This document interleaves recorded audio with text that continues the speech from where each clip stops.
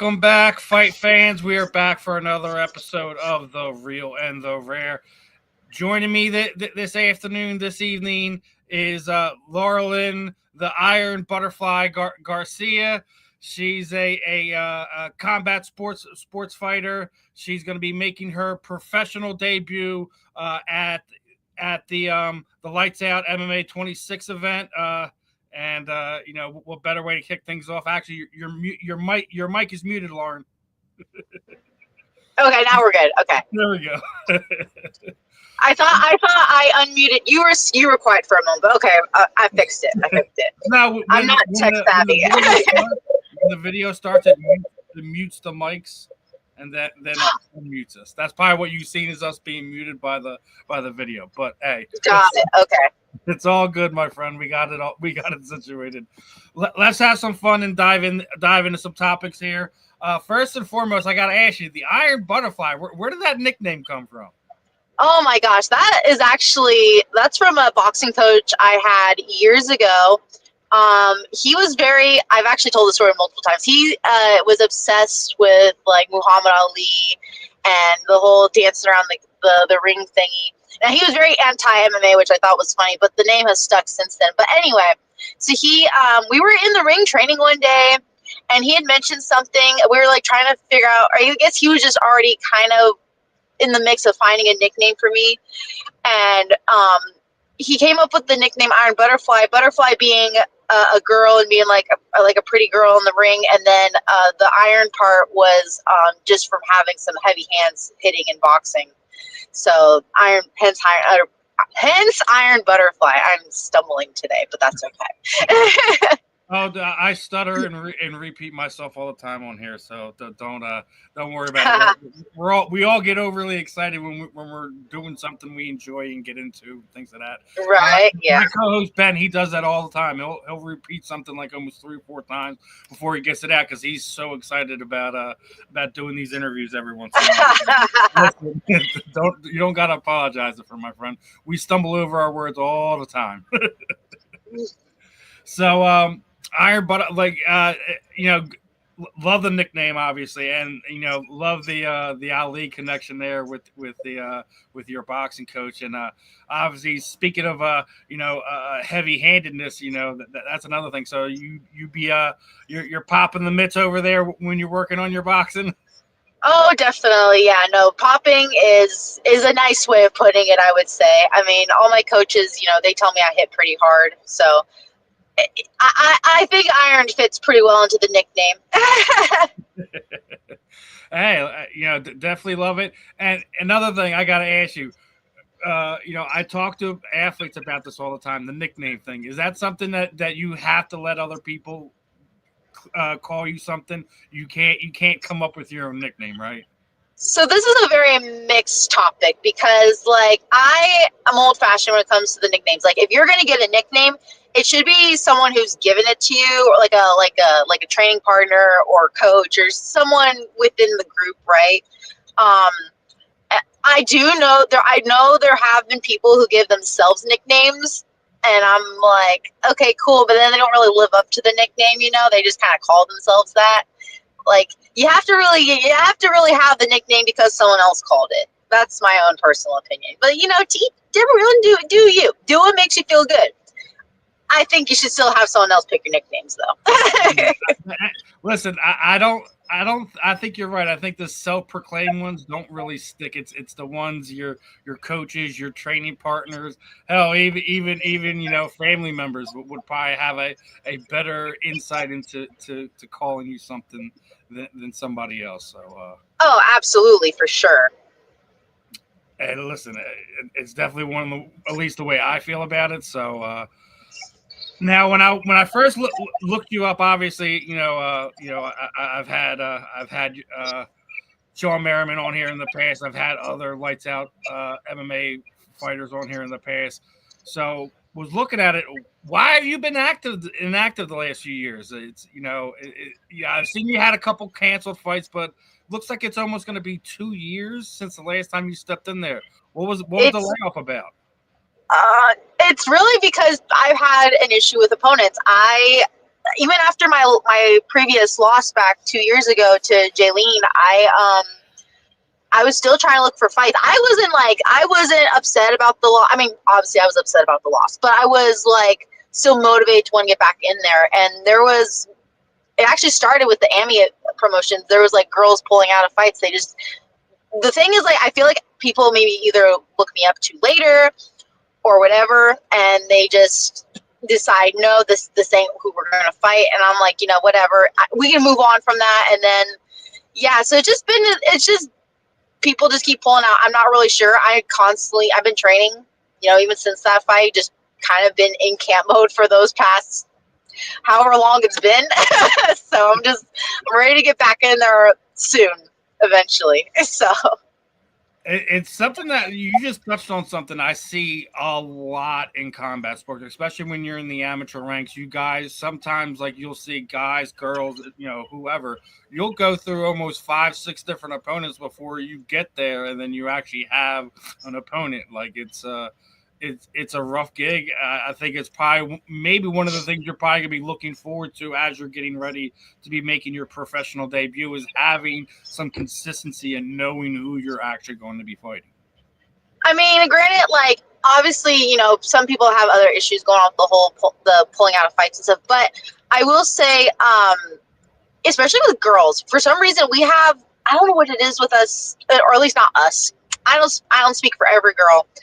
I'm not one of the girls that just keeps pulling out of fights, but, like, it happens more often, I feel, with the girls. Because, like, guys, I feel like I've seen guys who come into their first, like, pro debut or AMI or whatever, and they're going against a guy that's pretty well versed in the division, and they're like, yeah, I could take him. But with, like, girls, it's like you got one little thing up on them, and then it's like, oh, maybe not that. So I don't know what it is. I can't figure that out. I feel like if you're in the game, you're here to fight. You're here to prove yourself as one of the best. Like, prove it, basically, right?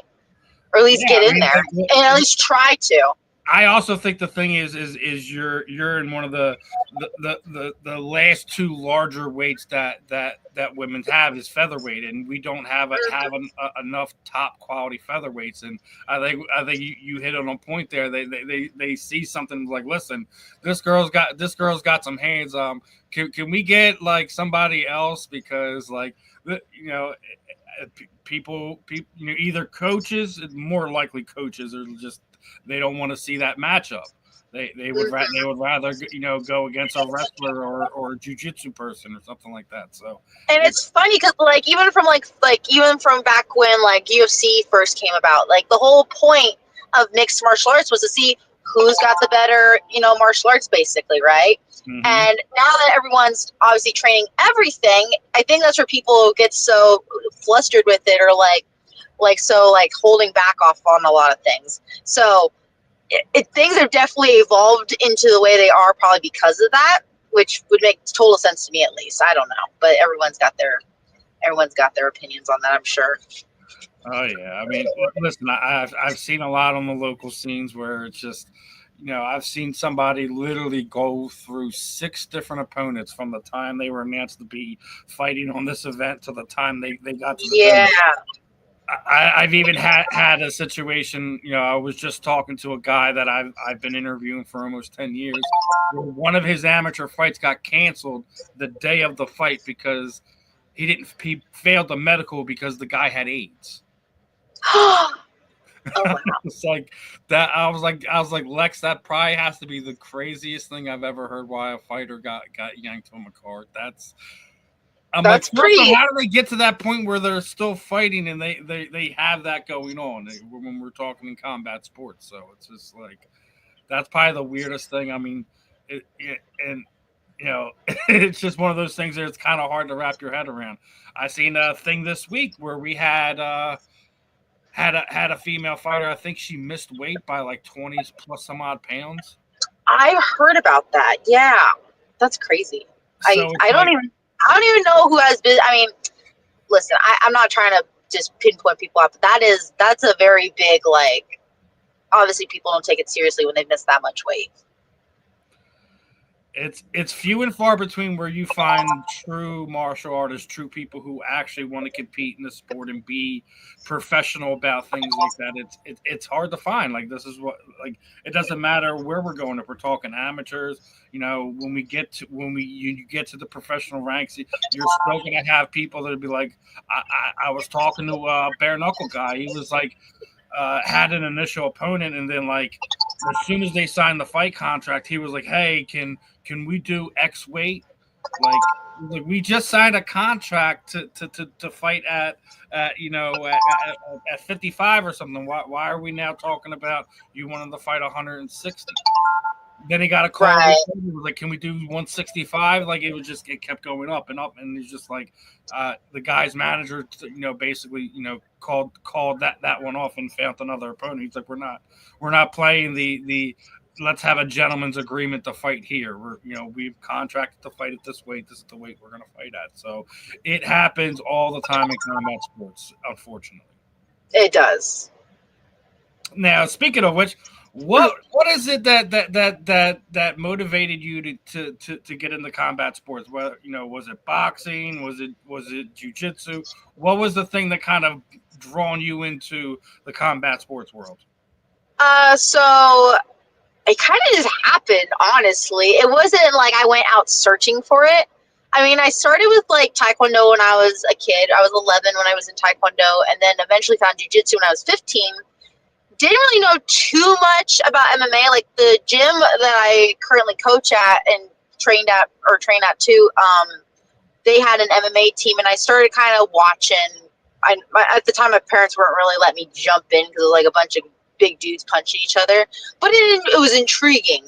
And then I think what pinpointed it was when someone told me about Ronda Rousey at the time when she was making her way to the top, basically. So, I mean, she was big at the time. Like, obviously everyone talked about her, but like before UFC and stuff. And I watched a few of her fights on YouTube one day, and I was like, man, that's actually pretty cool, throwing people around and punching each other and all that cool stuff.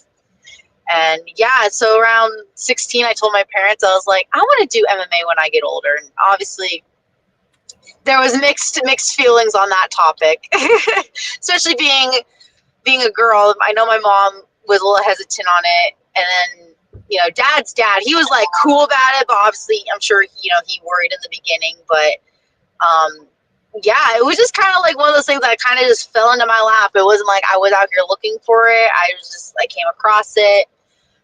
Jim happened to have it. And I was like, all right, cool. This is for me. That's kind of how it happened. And that's not like, listen, my daughter, my ex stepdaughter, like that's one of the reasons why that they were intrigued about it. They were watching Ronda Rousey. I remember her making her Strikeforce debut, kind of doing what she was doing over there. It was a fun time watching women's mixed martial arts kind of grow. And I always say this thing, like, because we were just seeing what Disney was putting Gina Carano through when they just did their list of women's pioneers in combat sports. Gina Carano crawled so Ronda Rousey could run. I say it like that. It's so hard to kind of give everyone their credits on. Ronda's the one that caught everyone's attention, and is why you have a lot of the female mixed martial arts that we have now. And we're getting ready for a big matchup. What are your thoughts on it? I got to get your opinion, since Ronda was one of the people that got you into it. This is the big fight that's about to coming out now. Kayla Harrison, Amanda Nunes. I hope they push this off, and that we see this the big event that they're going to do next year. But I just heard rumors that Kayla doesn't want to wait. She said, like, hey, can we give Amanda a pass on that 6-month thing that you have to be back in the testing group? Because I want to fight now. So I'm excited. Kayla's a very decorated 2-time gold medal judoka. Amanda Nunes, say no more. She is the lioness. She's one of those people when you talk about your women's mixed martial arts, Mount Rushmore and things, like, she's one of those names that you have to put up there. her the list of opponents she's dispatched and the ways that she's dispatched them is, been one of the best. What are your thoughts on that matchup? And would you like to see them wait to do it on the room card that they're going to do at the White House in next 4th of July? I see. First of all, I do think this is a really good matchup. The only thing is, like, Amanda retired. Well, when she had announced her retirement, she was already on top. Not very many people could say they retired with 2 belts in their hand. Most of the people that retire, they lost that fight or they lost their title, and they're just like, I'm not in the game anymore. Whereas she was there already. She was there and just was like, I'm done. There's no one else. So it's kind of surprising to me that she would want to come back already. Actually, I take that back. It's not surprising to me, but at the same time, I'm not sure what she's trying to prove.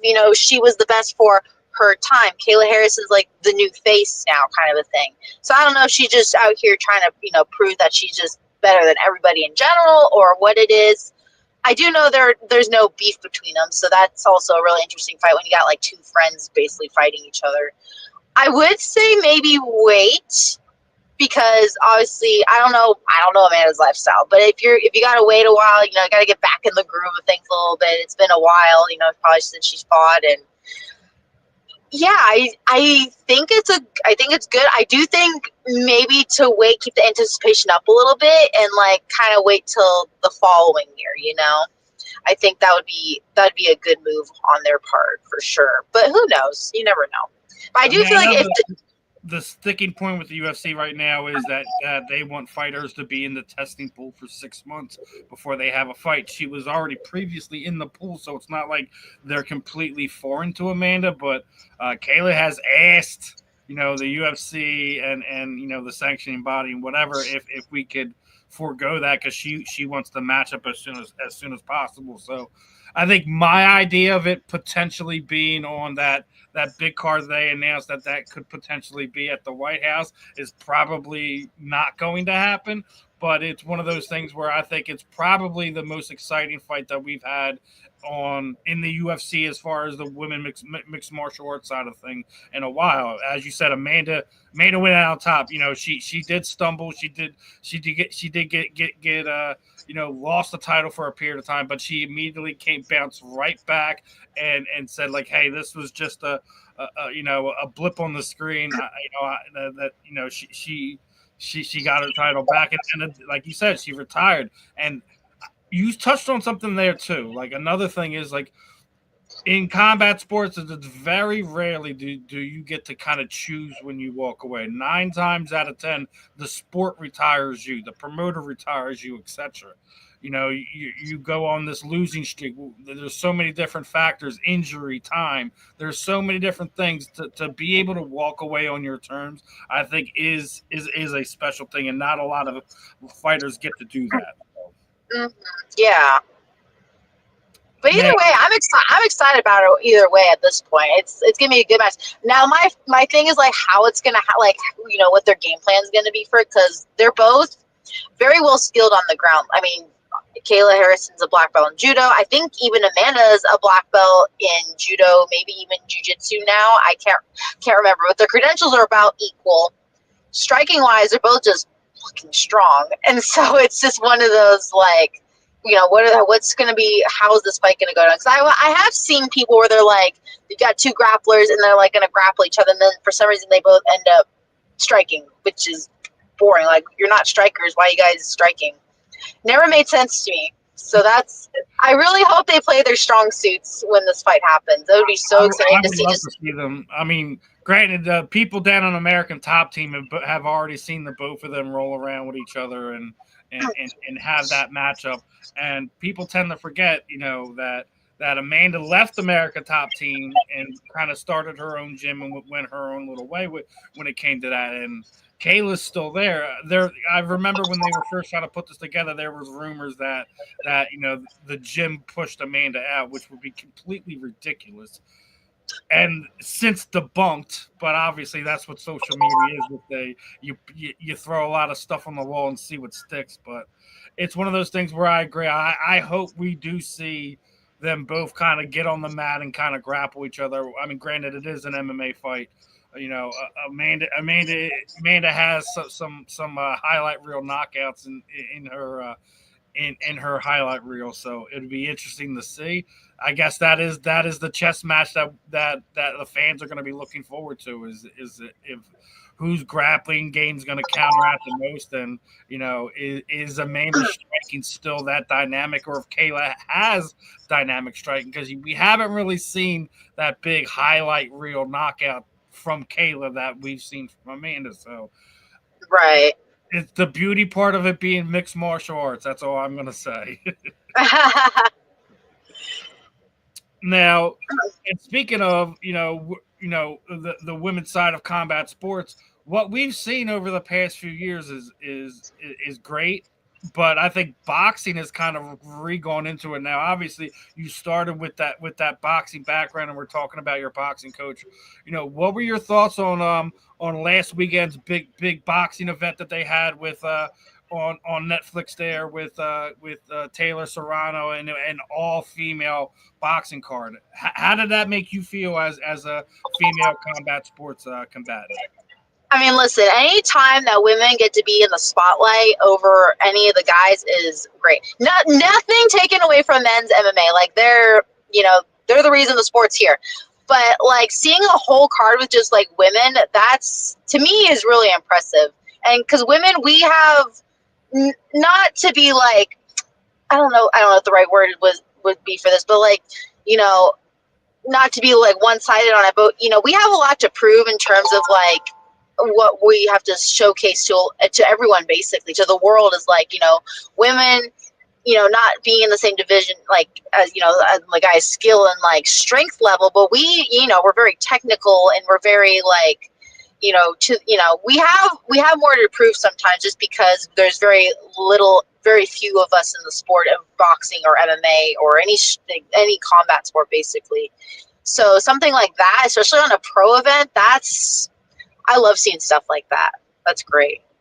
Yeah, I mean, I loved it just because I love to watch Amanda Serrano compete.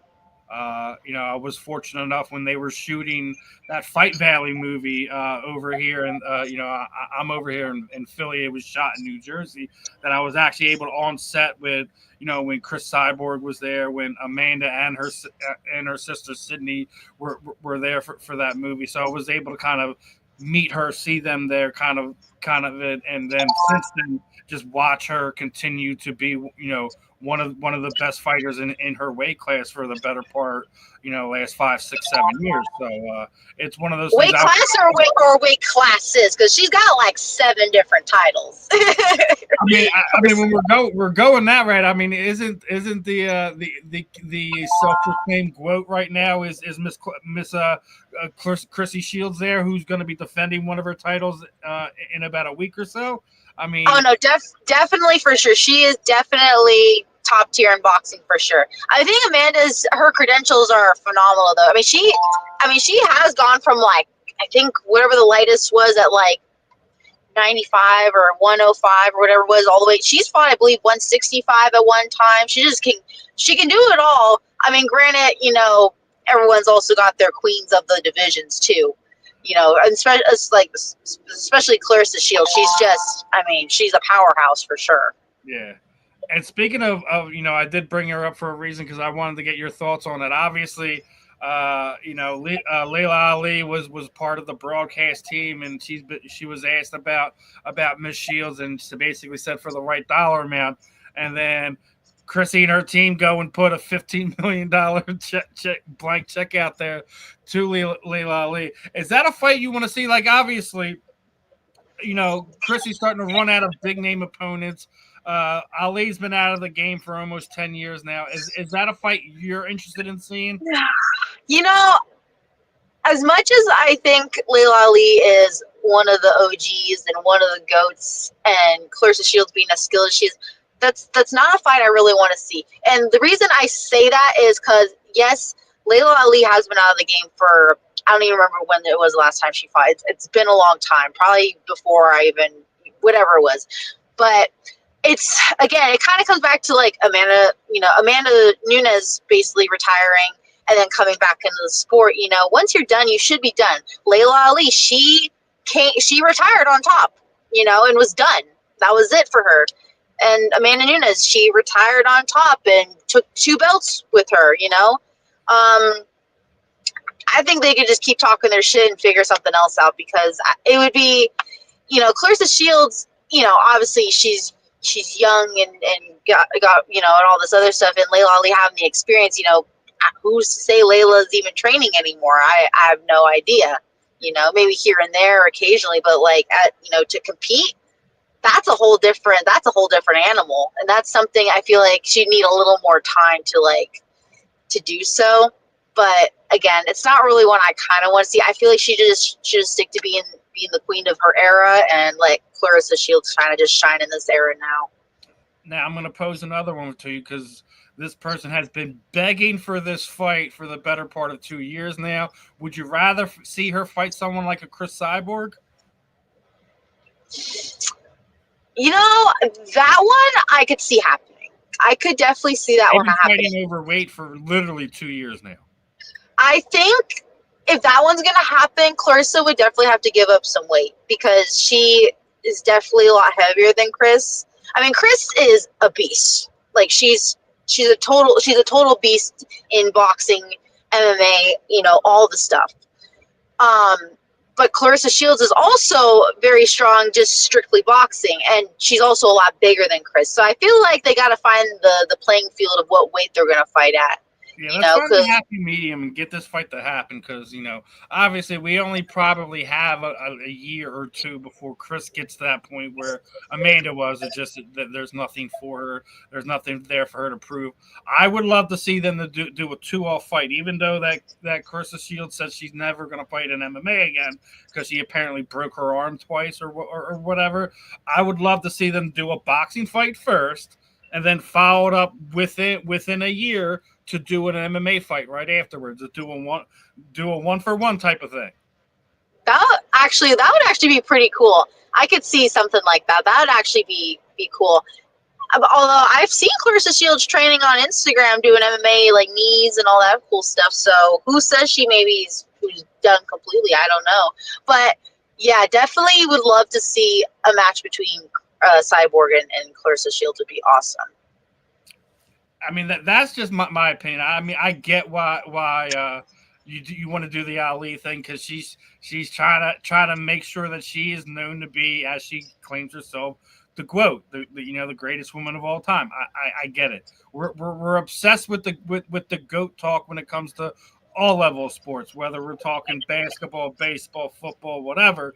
This phrase gets thrown on, and I'm actually exhausted with it. I think, especially when it comes to combat sports, we can't say what's what and who's who, because there's different eras, different weight classes, there's men, there's women. And I still sit there and say that even if we do okay, who's your Mount Rushmore? It's still the same argument. What weight class, men? But who's calling her the GOAT? Is it her? Like, is she calling herself the greatest woman of all time? I know she's been saying it, but Amanda got into it on social media because a lot of people were referring to Amanda as it, and there was some, went to a thing. I think, they were talking about trademark nonsense and stuff like that. I'm like, listen. Y'all are both amazing freaking female athletes in the sport of boxing at this time. Y'all represent everything that little girls should strive to want to be who are involved in boxing. Let's not argue over self-proclaimed status of who's the greatest. Listen, y'all are both amazing. Y'all are weight classes apart from each other. You're never going to fight. Why can't you both be one? Because everyone's got an ego. And everyone's got to feed the fire a little bit. Yeah, you're right about that. That's kind of what drives the sport is, I guess, the talk and drama that surrounds it more than anything. No, definitely, for sure. Now, when I was coming across some stuff, I did see you're a little patriotic in one of your fights, right? Yes. I'm going to go back to the potential UFC card, right? That's going to happen at the White House next 4th of July. if you're able to go into your, your matchmaker status, men, women, whoever, what would your main event fight card look like if you're promoting a fight at the UFC for the 250th anniversary at the White House? It's a special event. Are you now? This is not strictly to guys or girls that are current. I think that we should definitely look into some of the fighters who may have retired recently or fairly recently. I would love to see a Robbie Lawler come out of retirement for this type of fight. That would be There's a dope. bunch of athletes I would love to see compete on this card. I want to get your thoughts on this. Like if you get a handful of matches to make, who are you would say have to be on this card?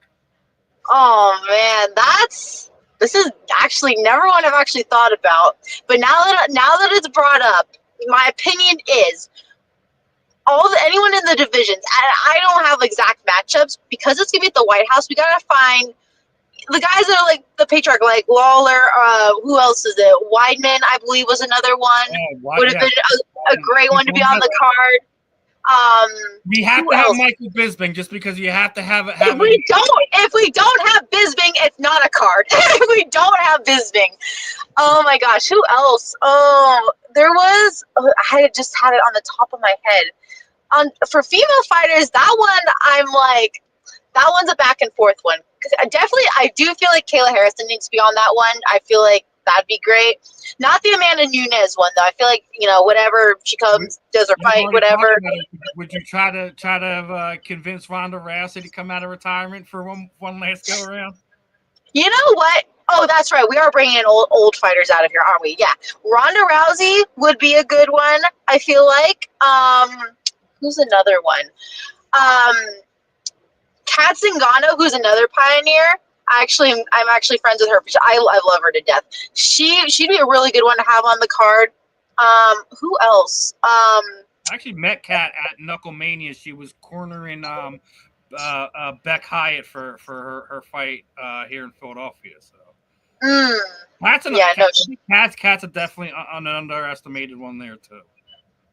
Oh no, she definitely is. Sparring with her is it's an event all in itself.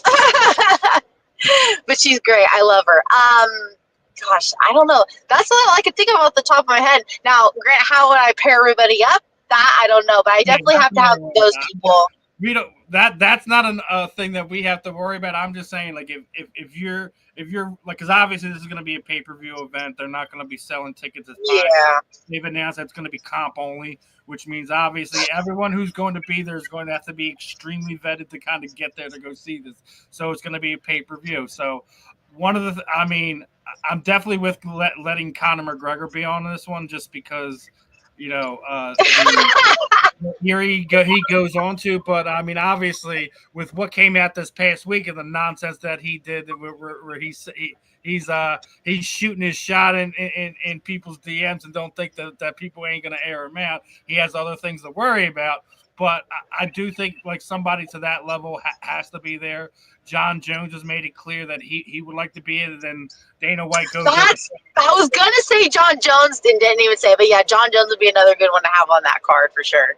And then Dana was like, I don't know if I can trust him to kind of be a part of a big event like this. And I don't blame Dana for saying that just because of everything that John's pulled over the last year.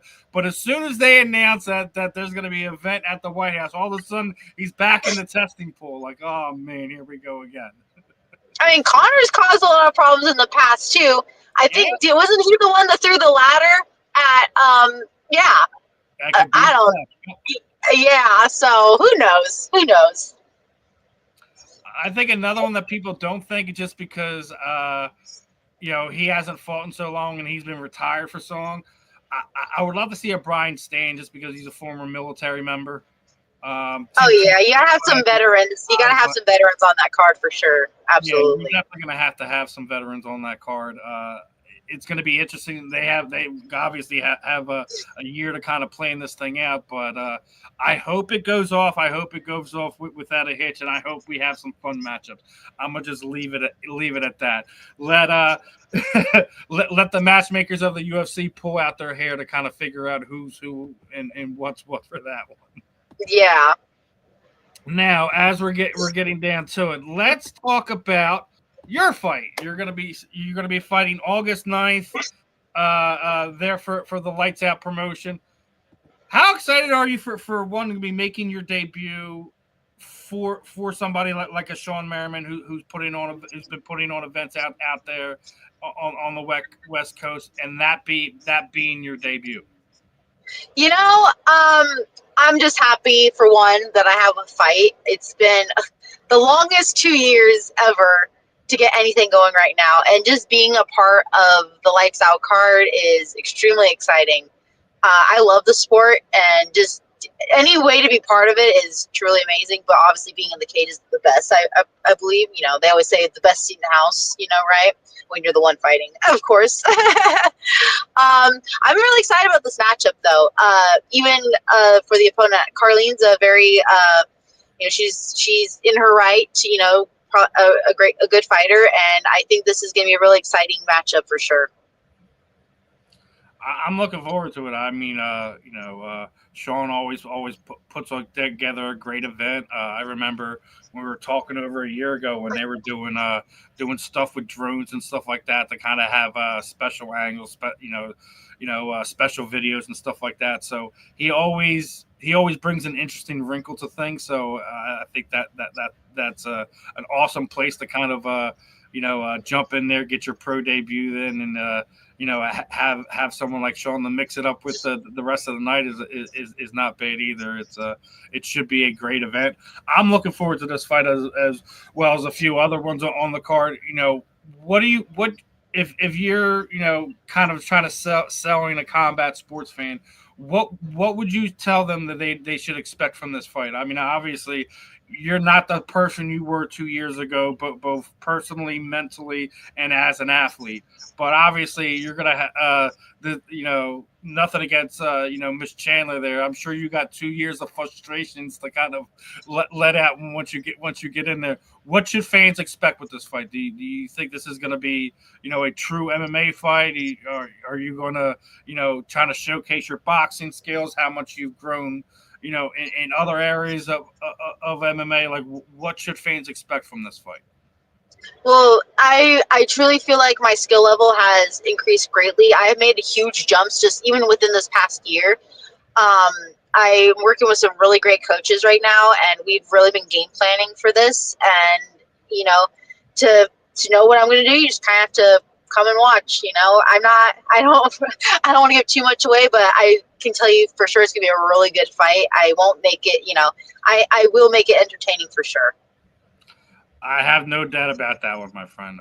What I typically do here as we wrap up the interview is kind of throw the proverbial microphone over to you. Anyone you would like to thank, training partners, teammates, shoot out your social media sites, any sponsors you may have, any parting shots for our listeners this evening. The time is yours, my friend. So first of all, I would like to thank everyone that has been part of my team. There's a list. So first, I have to start with my dad. We call him my dadager. He's my coach. He's my nutritionist. He's my lifting coach. He's my weight cutting coach. He's dad when he absolutely needs to be, for sure. I also want to thank my head coaches. I want to thank Manolo Hernandez, Jake Hesselgrove, Adrian Mandras, and then who else? Just all the teams from 10th Planet, Saber, Mixed Martial Arts, the team down at Azteca, my sparring partners, all of my girls group that I train with, all of course all the guys I train with too. You guys are all great, and then who else? My sponsors. There's so many people.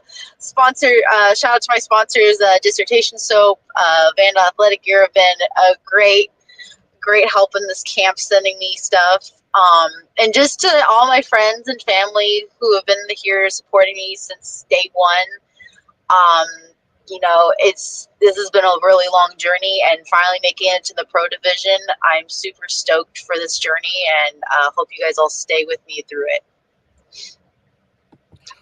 I'm definitely gonna be locked in for this one. I always love supporting the smaller shows just as much as I support the bigger shows, UFC, PFL, BKFC, who whatever I happen to be the big events.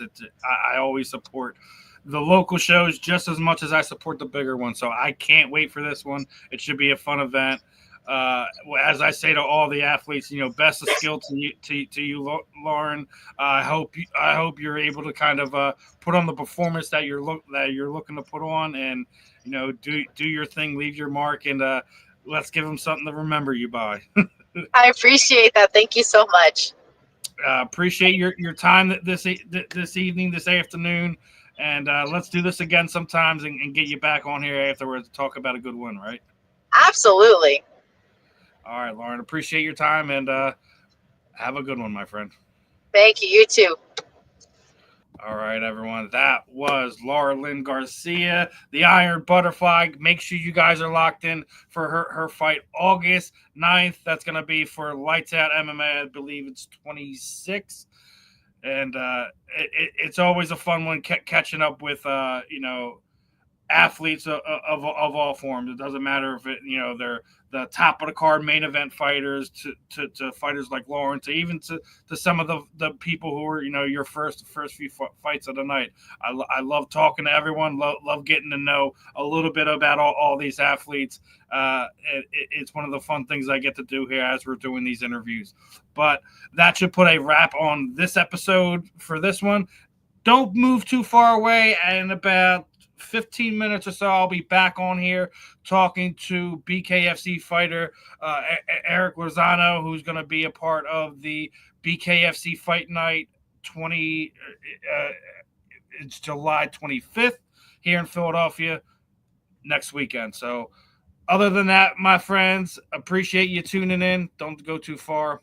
I'm Steve. This was another episode of The Real and the Rare. Catch you guys very shortly.